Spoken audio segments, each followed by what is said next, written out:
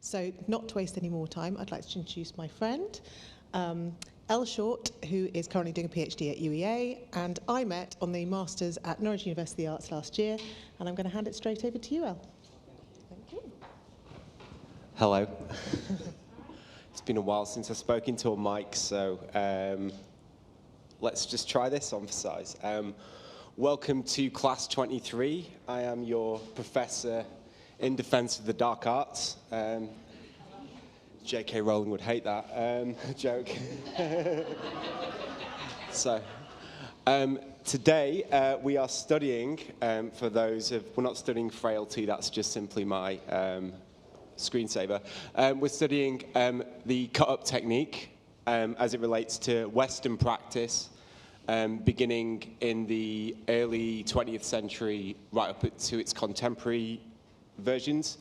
And we're also looking at automatic writing, which is when you just get the chance to shut off and go sideways for a bit.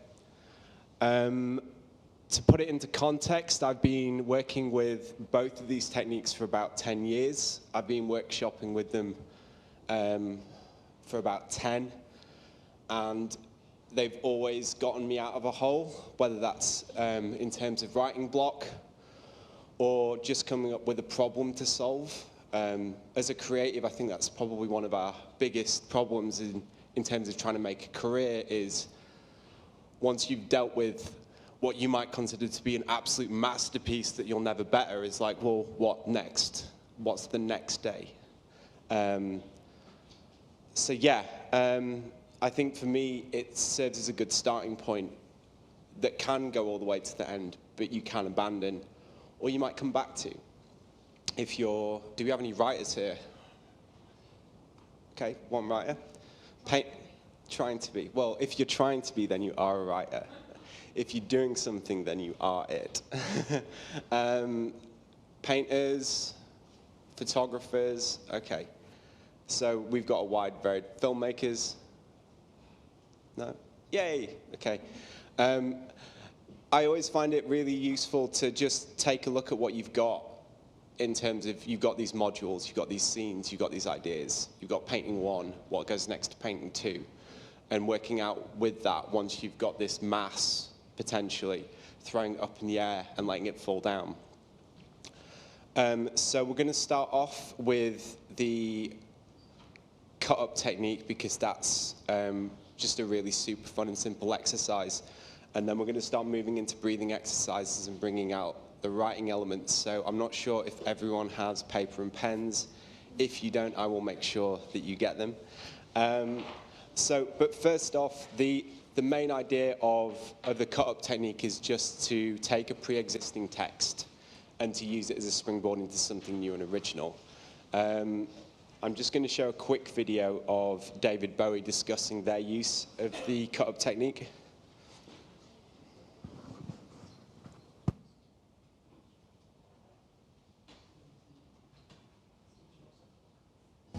This is the way I do cut-ups. I don't know if it's like the way Brian Geisen does his or Barrows does his, I don't know. But this is the way I do. I've used this method only on a couple of actual songs. What I've used it for more than anything else is igniting anything that might be in my imagination. I mean, it can often come up with very interesting attitudes to look into. I tried doing it with diaries and things, and I was finding out amazing things about me and what I'd done and where I was going. And a lot of the things that I'd done, it seemed that it would predict things about the future or tell me a lot about the past. It's really quite an astonishing thing. I suppose it's a very Western tarot. I don't know. Anyway, let's see what happens.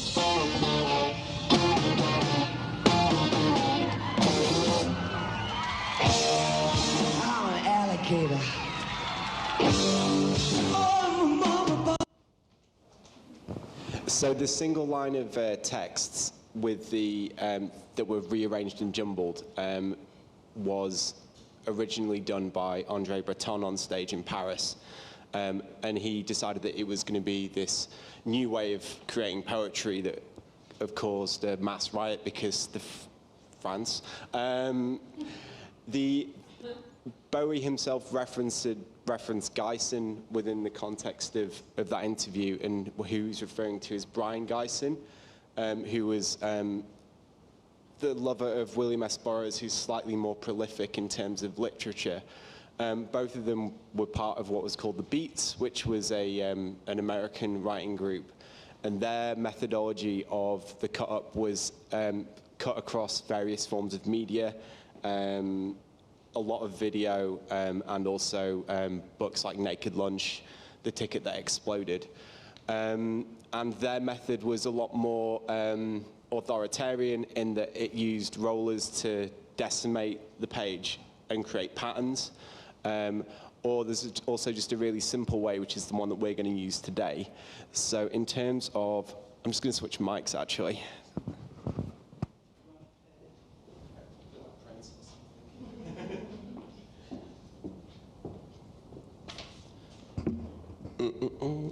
Okay, great. So what you're going to do is you're going to take a text or a number of texts that you've got on your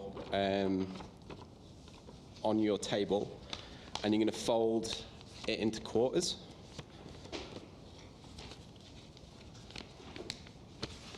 So it looks like that. Fold out and you've got 4 quadrants. You are then going to rip or cut those pieces into 4.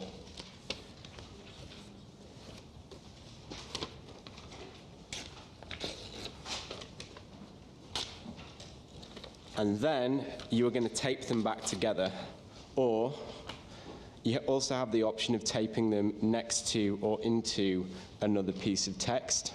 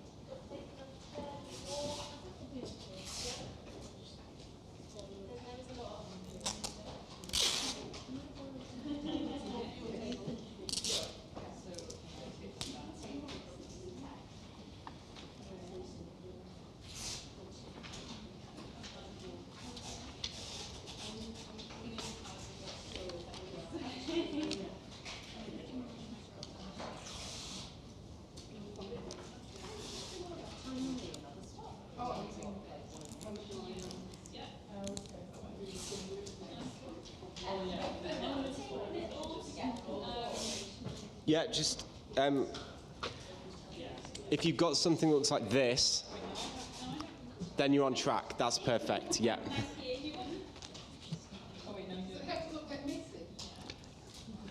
It can look however you want it to.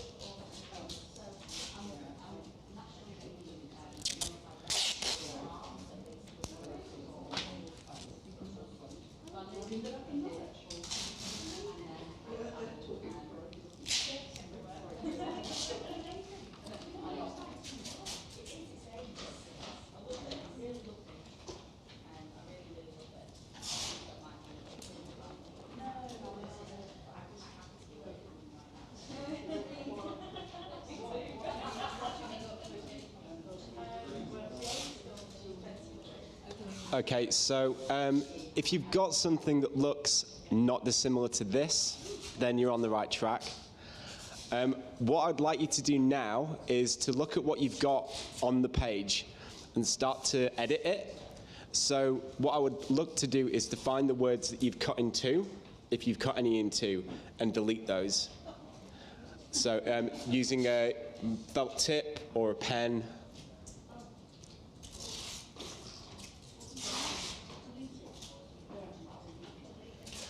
Basically, what you're looking to do is to try and create a piece of text that is somewhat grammatically correct to the English language, basically. Yeah, just black it out.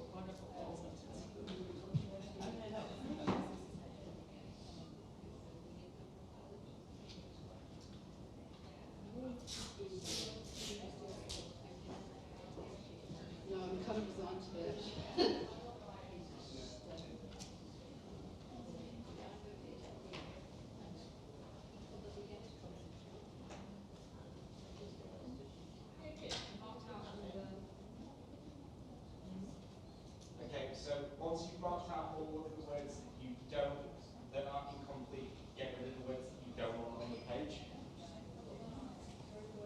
So anything that you find unattractive or any statement that you disagree with.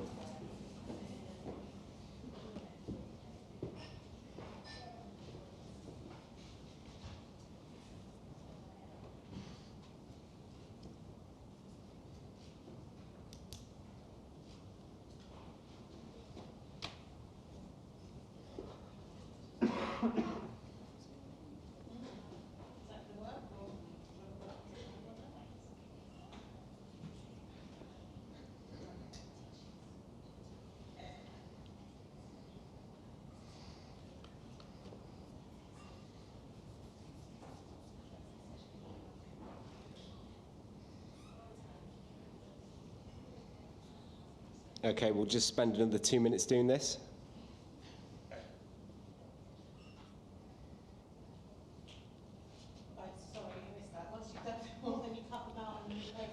No. So you basically get rid of any words that you don't want on the page, again with the felt tip pen. So any statements you disagree with or any words that you don't want on the page. Just keep going until you find a piece of text in there that you're happy with.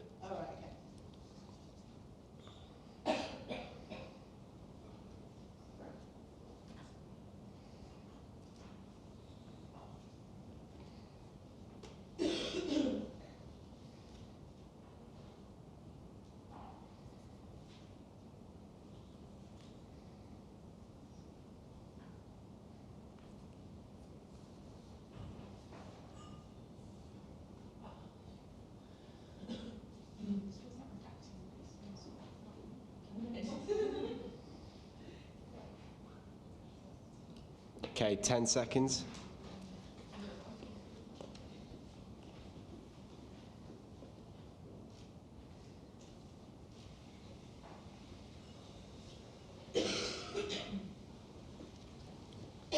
Okay, let's wrap that up.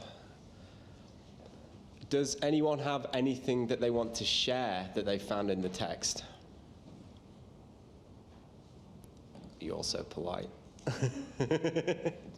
Hang on, I'll come down. Coming down with the mic. What have you got? Okay, you ready? Yeah. Don't try your class at a wedding or a funeral. It's wonderful. You shed your glass in front of it. I do cry your heart out. I fear not, I will aim to create and perform to the tune of tomorrow. There we go. So, Is that right? yeah, well, I mean, does it feel right to you? It does feel right to me, yeah. There you go. So, Thanks. anyone else? No? Come on, Tim. Do you mind? Yeah, okay, great. Mine's only short. I want you, heartless robot. The store is packed. More lemonade? That's fantastic. I simply got great church, because you can just get that brutal, because I didn't want anything else on the page. And there's a form of poetry called blackout poetry which does just this, where it just breaks everything down into a very singular, granular piece of thing, and we're supposed to draw something from it. So that was probably the quickest cut-up technique that I've ever taught. Normally this is a 6-week program, so you've all done well to keep up. So what I'm going to do now is I'm just going to show you a really super cute, quick, contemporary version of the cut-up technique, because I think in terms of history, a lot of the stuff that we came up with were made by people that were questionable at best, and we can take their techniques and don't necessarily have to obey them and their legacies. Yeah, I'm just not built that way. So I'm just going to show you, there's a TikTok artist called Savannah Moss who works with the cut-up technique in the context of video. Live at Starbucks, fellow employee has gone rogue. Hitchhiker. Where to? Suspect wearing a green apron. Is it raining? Tag, you're it. You'll need this. One last piece, and it all goes boom. Access Now denied. what? I don't know. I'm not even a real scientist. I don't even know this guy. You're sick. Thanks. No, you're actually sick.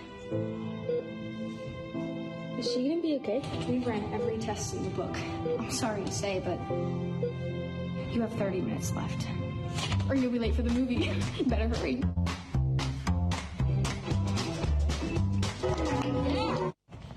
$1 million? I'm in. Great. Here are the rules. Anyone with this wristband's attack. That's just giving you an idea about how contemporary you can get it, where we've got a young person that has no idea that they're doing the cut-up technique, utilizing it within a hyper-contemporary context of TikTok and thriving within its nature. Also, I find her work really engaging just in terms of economically, just how low budget that is, yet she can create really interesting effects with it. And I think it's, in terms of film, the cut-up technique you can build something really expensive looking, I guess, with very little. So yeah, does anybody have any questions on the cut-up technique before we go sailing into the next part?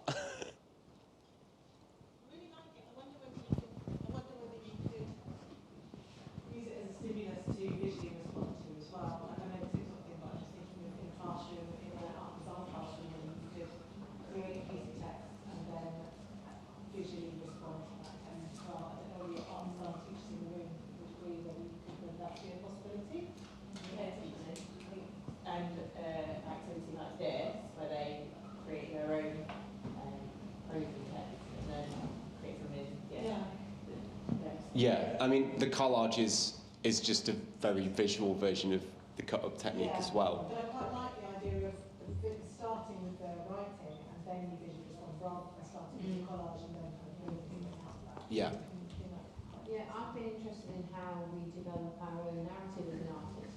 And I think this idea using a journal or a piece of writing, a personal piece of writing, to then do this kind of treatment with and then draw, visual stimulus or references and material references, I think would work really well. Yeah, I agree. Yeah, I mean, it's one of those things where just the simple idea of being able to take pre-existing text and remix it into something that's completely new. I mean, if you look at like literally the musical remix and things like that, it's so transportable. And I think in terms of the production politic that we have in 2023, I think it's a really quick shortcut in terms of shortening your own labours to get something out into the world. So, right. And plus it helps with children with sort of in an art and science setting as well, getting them to look at literacy and reading. Yeah. And reading for fun. Yeah, absolutely. Yeah, and also taking ownership of the text. Because if they think that they have a vested interest in reading it to find something interesting, then that's a lot more of a stimulus than you need to read this. And you can get children who are, say, 17 plus readers compared to your children who are, who are still very low ability. If you take something from it. Yeah, and I think in terms of, for me personally, the cut-up technique was the first piece of visual art I made. In terms of I've always done performance which just evaporates, so I don't have to look at the documentation. Or I've been a writer because that's my safety zone. But if you took all of these pieces that you've made, taped those all together and put them on a wall, you could find something insightful and interesting and meaningful in it. And I think that's a really important way of getting people that can't paint or can't draw, whether they're young or old, or just have this blockade in their head that they can't make something to put up on a wall, a really easy way of getting to do that, because you're giving them the permission of, it's not really your work, because it's already existed, so all you're doing. Neurodiverse point of view, I'm dyslexic. So to give me something that I can chop up, and it's kind of getting your own back on the whole of the world that's text-based, and also to be able to be as kind of naughty as crossing stuff out. You could kind of take out all the words you can't read, or all the words you don't like, or anything like that. That would be a great way of kind of getting your own back and taking ownership. I like. Yeah, and there's a great history of feminist writers taking really misogynist texts and doing cut-ups on them, because as a way of reclaiming the poison. So I think that's a really insightful point. So, right. The big automatic. Where are we going next? So automatic writing, does anybody know anything about it? Sorry, James. Automatic writing. Does anybody know anything about it? Yes, yeah, Dada and Surrealism definitely has their roots in it. There's more historical praxis, like the act of scrying, which is where you would look into a black mirror with a candle, and then you would basically mark on the page, and then you would be delivered messages or whatever they were getting up to at that point in time. So in terms of the brute concept of automatic writing is that the pen starts to move and does not stop until it runs completely aground. For the purposes of this, you could use it to draw, to paint, to do anything, as long as you set yourself a set amount of time to do something. And automatic writing is one of those things where it's a bit like doing cardio. Everyone hates it, but if you do 10 minutes of cardio a day, by the end of the week, you will be able to run for that bus without vomiting. If you do automatic writing for 10 minutes a day for a month, then you will probably have a really good writing practice. It's not the easiest thing to start with without prompts, and it's not the easiest thing to just go into without a process. So people are like, oh, I do it in the morning, I wake up and make a cup of tea, and then I do 10 minutes of automatic writing. I don't, because that sounds horrible. I normally do it just as I'm about to go to sleep at night, because it's a way of completely exhausting whatever reserves I've got left of the day and making me have sleep without intrusive thoughts. It can also go completely the opposite way, but that's just me. So what we're going to do is, if you've all got paper and pens, if anybody needs to take a bathroom break real quick, I'm just going to get set up. Yeah, I'll probably just move up onto that mic.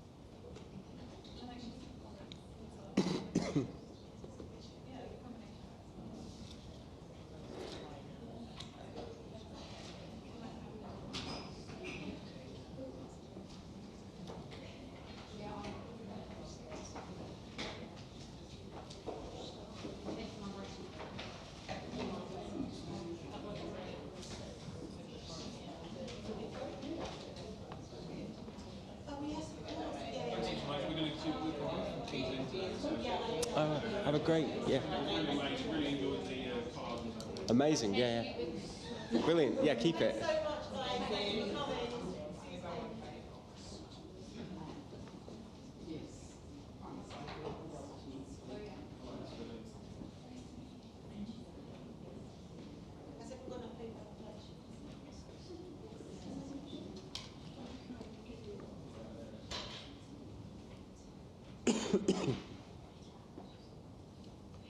Okay, we all sitting comfortably. So we're going to start off with a breathing exercise that we're going to keep coming back to, and the last exercise we're going to do is probably going to be the longest part of this. It's going to be about 10 minutes, and 4 minutes of that is just going to be the breathing exercise. It's good that you've all been drinking, to be honest, because it gets you all a bit looser. And some of the best automatic writing done, I spent 12 hours locked in a room, automatic writing whilst drinking nothing but whiskey, and that the writing was amazing, and that was the last thing I did before I went to rehab. So, true story. But what we're going to do is, I'm going to take you through an adaptation of a breathing exercise that's called holotropic breathing. Now, a lot of the times when you come to these workshops, you'll end up doing guided meditation, but I think it really taints the process because you just end up writing about the garden that we've been exploring. So if in your head all you can do is focus on is the numbers 1, 2, 3, and 4, until you get the first prompt, then you're on the right track. Okay, so what I'm going to ask you to do is I'm just going to ask you to put one thumb over one nostril, and you're going to breathe in through 4 slowly. So 1, 2, 3, 4, and out 2, 3, 4, and the next nostril 2, 3, 4, out 2, 3, 4, in 2, 3, 4, out 2, 3, 4, in 2, 3, 4, out 2, 3, 4, in 2, 3, 4, out 2, 3, 4, in 2, 3, 4, out 2, 3, 4, in 2, 3, 4, out 2, 3, 4, in 2, 3, 4, out 2, 3, 4. when I say go, and for the next minute, I would like you to write without stopping, and I will give you the prompt, and all. That is, and all, go.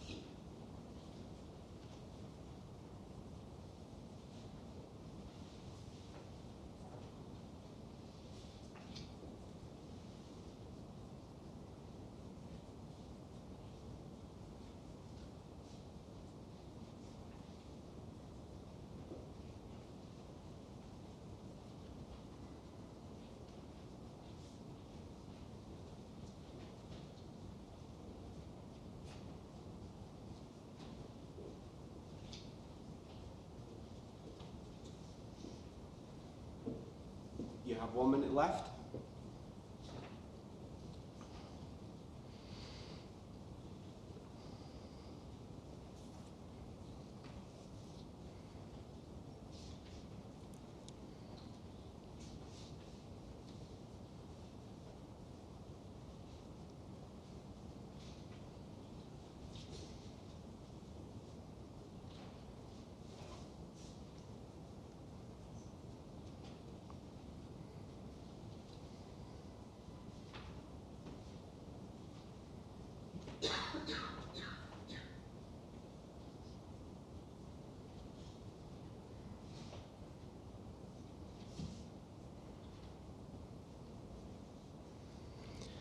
Ten, 9, 8, 7, 6, 5, 4, 3, 2, 1.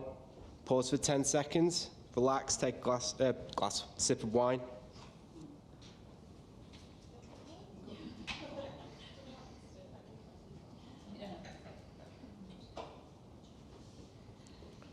Okay, we're going to go back into the breathing exercise in 10 seconds.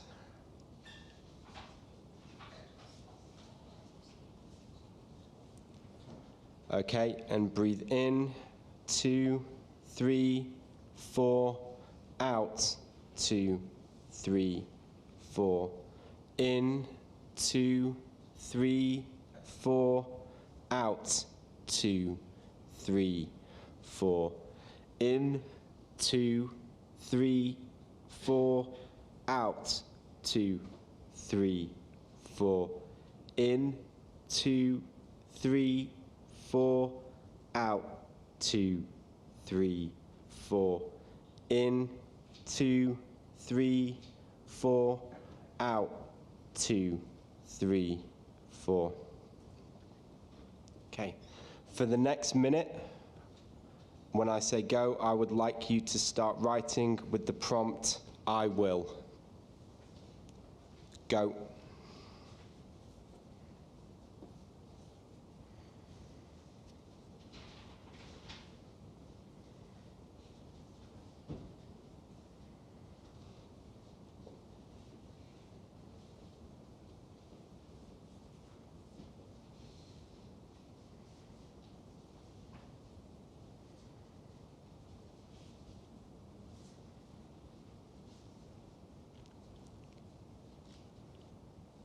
You have 20 seconds left.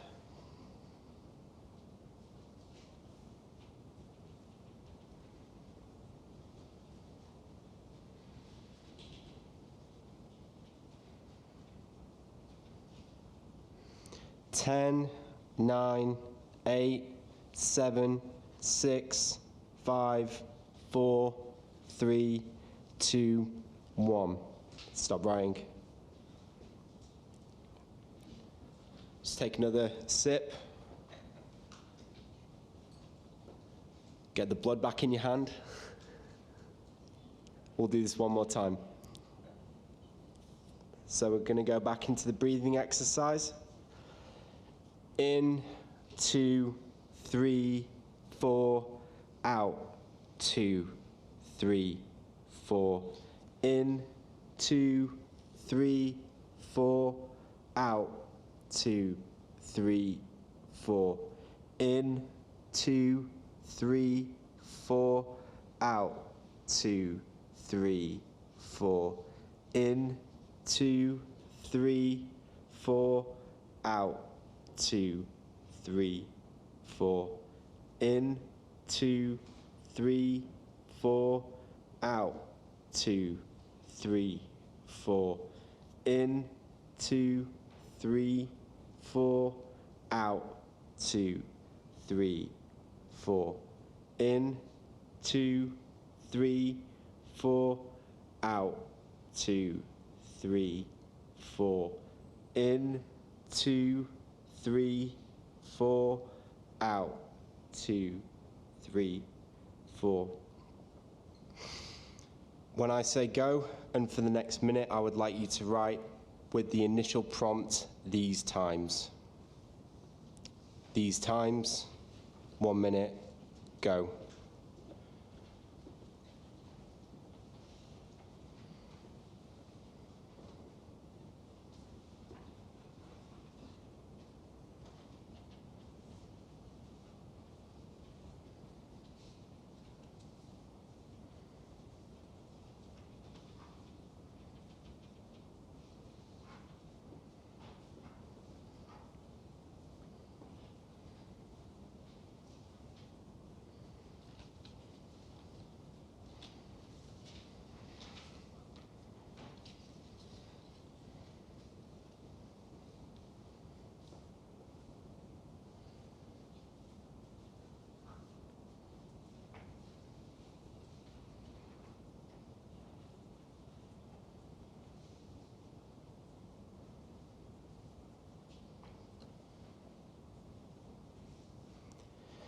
Ten, 9, 8, 7, 6, 5, 4, 3, 2, 1.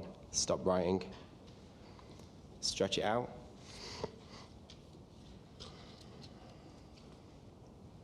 How is everyone? Hand hurts. You'll get used to it. Do this 10 minutes a day. You'll have wrists like iron rods. So. Did anybody get anything out of that they enjoyed?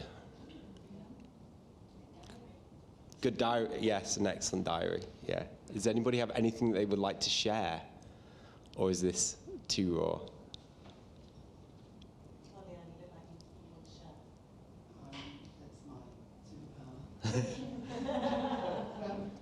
And all the kittens were latched and suckling fast and well. The cat was happy to have a quiet, safe space away from Tom and the people, because she was exhausted with the overstimulation of the busy household. If she could, she wouldn't have ever had a litter, but though Tom was bigger and faster than she was, and in the end, it was easier to submit than to fight. And motherhood for a litter is short. Very good. Lovely. Anybody else? Yeah? And all we are here. Where are you, she said. Who knows where I am? Please show me, I said. To her, stop, where? Who said where? I don't know.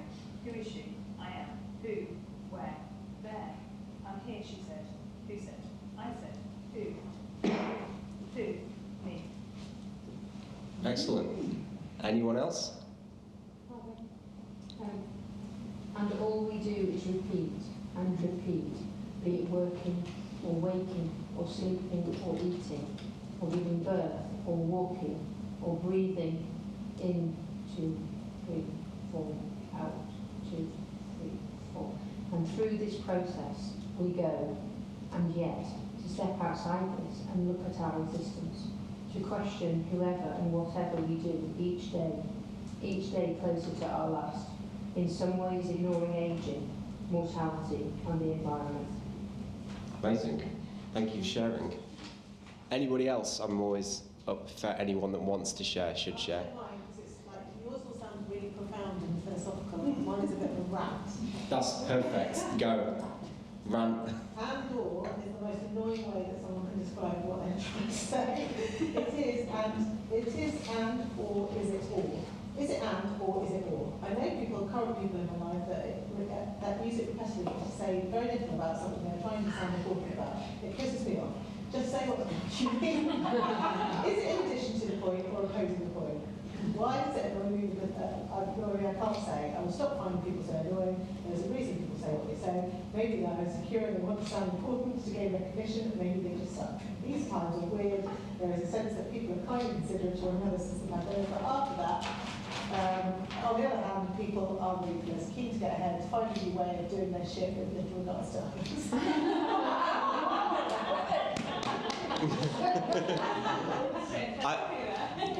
I think I've written emails similar to that. They're just in the drafts now, though. Like, you know, you take 2 minutes and you're like, good Lord, that is unhinged. Did that feel good to do, though? Yeah. It just felt like several knots of PTSD falling clean off your back. Amazing. So I guess my point is that you may or may not have gotten something from the breathing exercise, but just putting the weight and majesty on beginning to write. There's this term that by the time you started writing, when you put your paper to pen, you've already written what you're about to write. And it's about giving the beginning the reverence so it doesn't feel so rusty. And that might just be taking some time to focus on what you're about to say, or completely not focusing on what you're about to say in the case of the breathing exercise. It's about just making your hand move in a way that you want it to without really thinking about how you want it to. It's quite paradoxical in that sense, I guess. So that's with prompts. The final exercise that we're going to do today is without vocal prompt. It's going to be to a piece of sound. Just because I think in terms of the way that I write and a lot of people that I know write, they find a sonic intervention really valuable and a way of sustaining and staying in within the context of an automatic writing practice. So if you're doing something that lasts longer than 2 minutes, you might need an anchor to stay there, and that might be something that's coming out of speakers. In terms of my neurosis, no silence is ever silent, so it's a way of being able to control the environment of sounds, dealing with exterior stuff like sirens, or I've got cats, so annoying sounds of them chewing or various other things. So I'm just going to load it up on here, and then we'll begin the exercise. Sorry, not on the mic.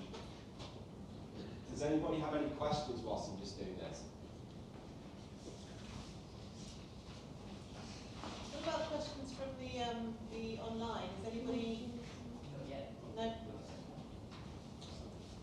Are they doing the task up there? Are you online doing the task? If anybody online has any questions, then please don't be afraid to put them in the chat. Okay, so what we're going to do is, like I said, the final exercise we're going to do is going to last about 7 minutes now, with 3 of it being taken up by the breathing exercise, and then 4 being taken up by the act of writing in and of itself. And then we'll just do a quick chat about cutting up context. Okay, so again, if anybody just needs to do a quick comfort break or drink of anything, then please do so now.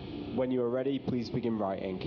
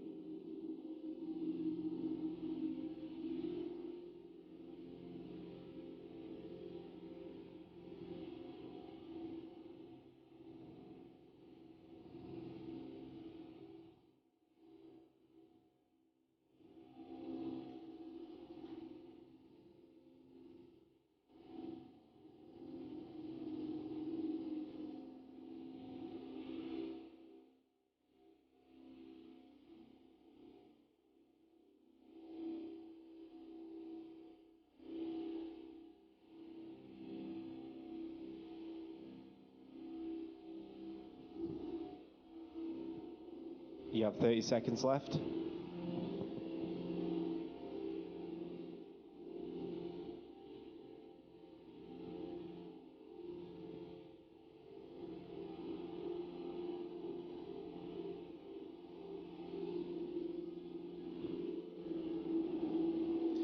Ten, 9, 8, 7, 6, 5, 4, 3, 2, 1. Stop writing.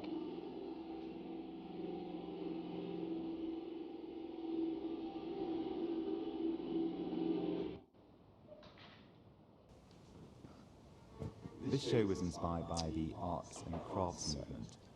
How was that for everyone? No? That's fair. That's fair. It's one of those things where it can get knife edgy in terms of whether or not people find something in it, whether or not people roll with their agitation or if they embrace it. I guess I think the longest that I've ever been in a automatic writing workshop was 2 hours, where we were just barraged with gongs. And I think, to be honest with you, it's one of those things where the longer you do it, the better it feels, or like the first few minutes can feel quite caustic, and then you settle into it, or you just for me personally, I find guitar feedback really familiar, so it becomes like this tether point, I guess. So, anybody else have anything to share? I like music. I found like it made it easier to be more free. Yeah, yeah, yeah. Because some people really like the prompts, and some people really like the sound. And you can definitely experiment and play around with the sounds that you want to write to. I would say that I would just avoid lyrics, because otherwise you just end up writing the lyrics, which is fine. Like, I think in terms of just, I've written some really strange work where I've just listened to the same song over and over again, and I've written the lyrics out over and over again, and eventually it's become this kind of broken-hearted, like, schism going across a page where the words just begin to dissolve and fall apart, and then you end up with something original coming out of it.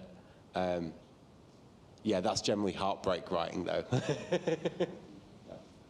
Any other questions just before I show a really quick piece of video? I got a question about the breathing, and the part that the breathing takes or plays within the preparation for writing. Mm-hmm. I was wondering if you could tell us a bit more about that. I mean, there's loads of different. The term holotropic breathing comes from transpersonal meditation, which is basically when people look at trying to contact previous life memories, and kind of like dealing with like multiplexal personalities. So like things like there's a book by Stanislav Grof, which is called The Transpersonal Witness, which is, if you're interested in holotropic breathing, definitely look into it. Stanislav Grof was one of the first psychologists or psychiatrists. They were basically sent a box full of acid when they first invented it, and they were looking at its therapeutic uses. Yeah, I mean, it's one of those things where I think the reading is interesting, whether or not you believe in it or not. I think that there's definitely something to just a large quantity of oxygen being imbibed within the brain that you would, or in a more considered fashion than you're normally used to, definitely sorts to set and fire things off, shall we say. So, yeah.